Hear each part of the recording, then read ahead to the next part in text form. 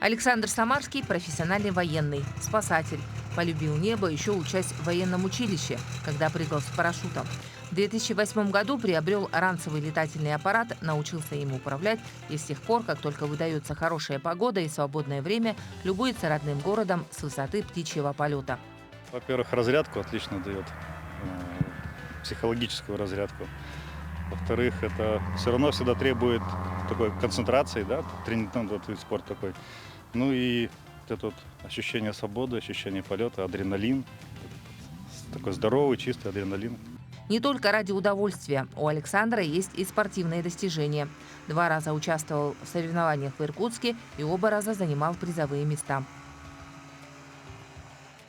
Главное условие для полетов – относительно безветренная погода. Топлива хватает на 2,5 часа полета, и за это время можно обследовать не только близлежащие окрестности. Можно, конечно, полететь куда-нибудь порыбачить. Там можно зимней рыбалкой заняться. Там на них есть лыжи, цепляются. Можно, конечно, там до 20 градусов, если нормальная амуниция. Можно спокойно летать.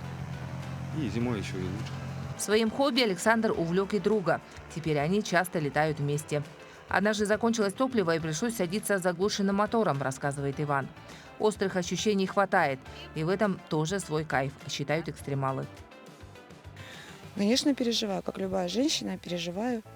Но уже смирилась, потому что лишить человека неба – это лишить человека себя. Поэтому я считаю, что, как любая супруга, должна быть просто рядом присутствовать. Супруга увлечение мужа не просто поддерживает, но иногда даже и летает с ним. Недавно Александр приобрел для семьи двухместный мотопаралет. И во время съемок на предложение полетать мы тоже с удовольствием согласились.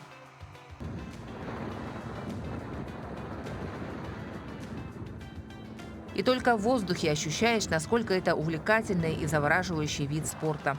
При этом умение балансировать, правильно рассчитать высоту полета, место посадки – все это требует у пилота опыта и сноровки. Это был первый опыт полета на открытом таком летательном аппарате, но мне как-то совершенно не было страшно, наверное, потому что пилот опытный. За Александром Сергеевичем как за каменной стеной. Во!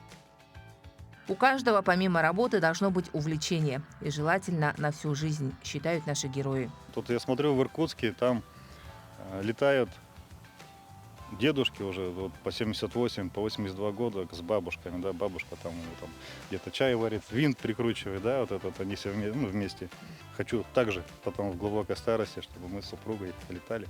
А пока полетами на мотопаралете тамошские спортсмены-экстремалы увлекают других и подают пример, как можно активно отдыхать, добавив в жизнь новых ощущений и адреналина. Туяра Филиппова, Ринат Нахиев, Таммот, Алданский район.